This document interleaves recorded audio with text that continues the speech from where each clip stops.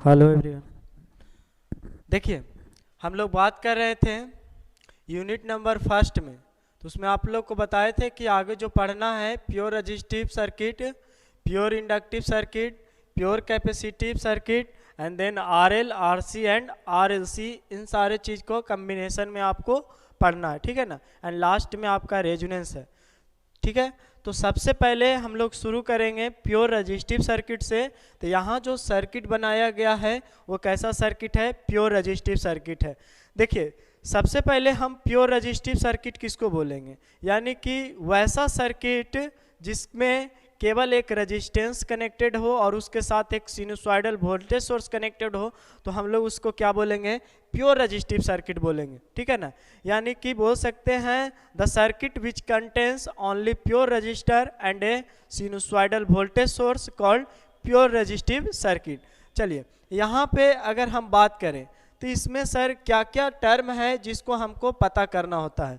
देखिए, जब भी आपको अगर एग्जाम में इस तरह से क्वेश्चन देता है explain about pure resistive circuit, ठीक है ना, और भी जो भी हो, तो आपको इसमें क्या क्या चीज़ होगा जो आपको फाइंड करना होगा। सबसे पहला, इसमें वोल्टेज दिया हुआ रहेगा और उसके बाद आपको करंट फाइंड करना होगा, फेज एंगल निकालना होगा, पावर फैक्टर निकालना होगा, ठीक है ना, पावर निकालना होगा, समझ में आ रहा है, वेवफॉर्म ड्रा करना पड़ेगा, उसके साथ साथ आपको फेजर डायग्राम निकालना पड़ेगा। तो इन सारे चीज़ को प्रत्येक जितने भी आप लोग कॉम्बिनेशन पढ़िएगा उस सब में इसको क्या करना है? फाइंड करना होगा, ठीक है ना। चलिए, तो यहाँ पे आपको सबके लिए एक कॉमन स्टेप है जिसको आपको रिमेंबर रखना होगा। चलिए, वो स्टेप क्या है? सबसे पहला, यहाँ पे जो दिया हुआ है गिवन है, ठीक है ना, वो क्या गिवन है? सर V बराबर दिया हुआ है Vm साइन ओमेगा टी, ठीक है ना। और यहाँ से अगर हम मान लो कि क्या करते हैं, इसको मान लेते हैं इक्वेशन नंबर 1, ठीक है। यहाँ से अगेन V बाई V, यहाँ पे Vm और यहाँ से साइन ओमेगा टी, दोनों तरफ हम लोग क्या करते हैं? R से डिवाइड कर देते हैं, ठीक है ना। ये हो जाएगा क्या? I हो जाएगा, यहाँ से ये कितना हो जाएगा? Im हो जाएगा, ये साइन ओमेगा टी हो जाएगा, ठीक है ना। चलिए, अब बात करते हैं कि सर जब हमको वोल्टेज का भी एक्सप्रेशन मालूम हो, ठीक है, करंट का भी एक्सप्रेशन मालूम है, तो सबसे पहले इसमें हमको फाइंड करना होगा क्या? फेज एंगल, ठीक है। फेज एंगल, फेज एंगल क्या होता है? The difference of angle between voltage and current of alternating quantity called क्या? फेज एंगल, जिसको हम लोग किस चीज़ से रिप्रेजेंट करते हैं? किस से रिप्रेजेंट करते हैं? फाई से रिप्रेजेंट करते हैं। देखिए, अगर मान लीजिए ये एक आपका इस तरह से ग्राफ है, वेवफॉर्म है, ठीक है ना।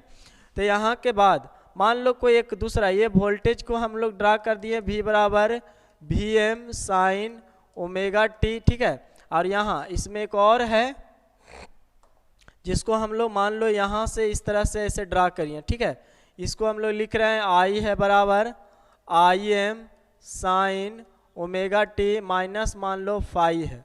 यहाँ पे ये जो दिख रहा है कि सर एक ग्राफ जो वोल्टेज का है वेवफॉर्म, वो 0 से यहाँ से स्टार्ट हो रहा है, बट नेक्स्ट जो ये मेरा ग्राफ है वो इससे कुछ पीछे चल रहा है। यानी कि जिस टाइम पे ये सर शुरू था उस टाइम पे ये शुरू नहीं था। यहाँ से यहाँ तक आप इस रीजन में बात करते हैं तो नेक्स्ट वाला जो आपका वेवफॉर्म है वो स्टार्ट नहीं हुआ है। यानी कह सकते हैं कि सर इस जितना भी यहाँ से यहाँ तक जो एंगल बनेगा वो कितना मान लेते हैं कि वो फाई है। तो यही जो फाई जो बनता है इसी को हम लोग क्या बोलते हैं? यहाँ पे फेज एंगल बोलते हैं, ठीक है ना। यानी कह सकते हैं सिंपली कि जो इसके फेज एंगल यानी वोल्टेज का जो फेज एंगल और इसके फेज एंगल दोनों का जो डिफरेंस होगा उसी को हम लोग जनरली क्या बोलते हैं?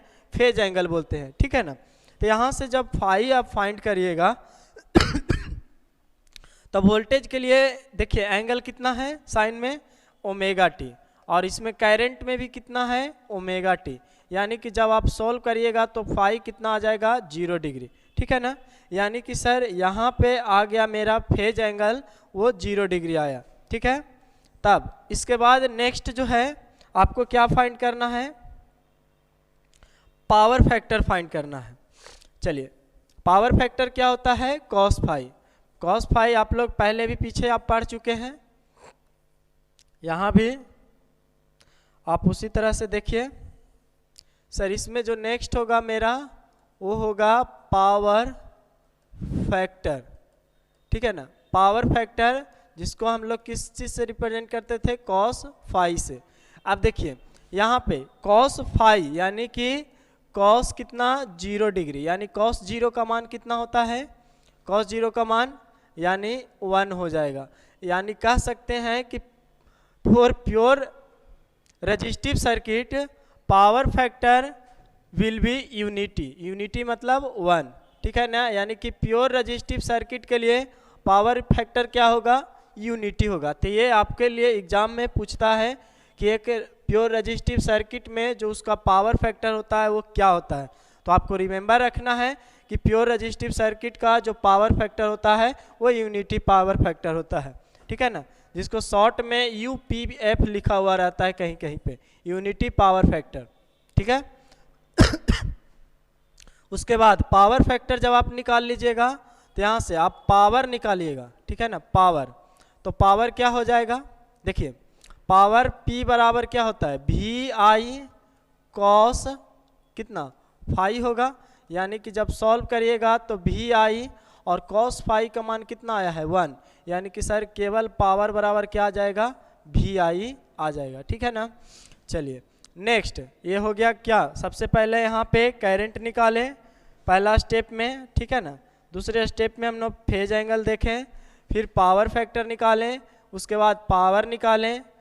उसके बाद अगर हम बात करते हैं तो इसका वेवफॉर्म कैसा होगा, ठीक है, वेवफॉर्म। तो वेवफॉर्म कैसे हम लोग निकालेंगे, तो उसी तरह से बनाइए कि सर ये मान लो एक रिफरेंस वोल्टेज इस तरह से ड्रा कर देते हैं सिनुसॉइडल, और इसी में यहाँ पे ये अगर V को रिप्रेजेंट कर रहा है तो इसी में एक और होगा, क्योंकि देखिए वोल्टेज और करंट के बीच में कोई एंगल नहीं आया है, यानी कि सर जो दोनों होगा वो सेम फेज में होगा, ठीक है। तो यहाँ से आप इसमें करंट को भी आप इस तरह से ड्रा कर सकते हैं। ये जो है किसको रिप्रेजेंट कर रहा है, करंट को रिप्रेजेंट कर रहा है, ठीक है। यानी कि ये हो जाएगा I, यानी इसको लिखिएगा तब V बराबर VM साइन ओमेगा t, और इसको लिखिएगा IM साइन ओमेगा t। यानी कि यहाँ पे जो फेज एंगल है, सर फेज एंगल है वो 0 है।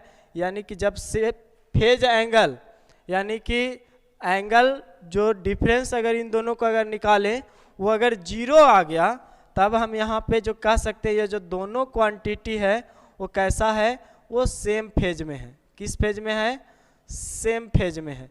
यानी कि याद रख लेना है ऑब्जेक्टिव के लिए कि in pure resistive circuit voltage and जो करंट होता है वो दोनों सेम फेज में होता है। यानी कि सेम फेज कहने का मतलब कि वो दोनों के बीच में कोई भी फेज का डिफरेंस नहीं होगा, ठीक है।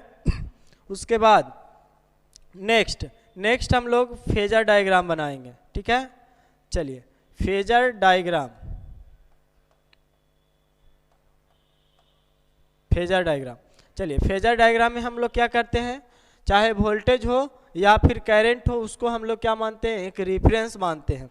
तो चलिए यहाँ से ड्रा कर लीजिए कि ये जो सर मेरा लाइन है वो वोल्टेज का है, ठीक है, और इसी के साथ कोई भी एंगल नहीं है दोनों के बीच में, तो सर उसी के साथ यहाँ पे करंट होगा, यानी कि सेम फेज में यहाँ, यानी इसको रिप्रेजेंट कर देते हैं I से, ठीक है ना। इसको रिप्रेजेंट कर दीजिए I से, ठीक है। तो ये हो गया आपका इसका क्या, फेजर डायग्राम, ठीक है। यानी कि प्योर रेजिस्टिव सर्किट अगर आपसे पूछता है तो सबसे पहले आपको सर्किट बनाना पड़ेगा, ठीक है ना। समझ में आ रहा है बोले, जो सर्किट बनाने के बाद आपको इसी तरह से वोल्टेज का दिया हुआ रहेगा, आपको करंट का एक्सप्रेशन निकालना होगा। जब करंट का निकल जाएगा तो देन आपको फेज एंगल फाइंड करना होगा। फेज एंगल जब पता होगा पावर फैक्टर निकाल लेना, पावर फैक्टर होगा उसके बाद पावर निकालना, वेवफॉर्म बनाना, ठीक है, एंड देन लास्ट में आपको फेजर डायग्राम बना के इसको ख़त्म करना होगा। चलिए फिर ठीक है, ये हो गया आपका क्या, प्योर रेजिस्टिव सर्किट।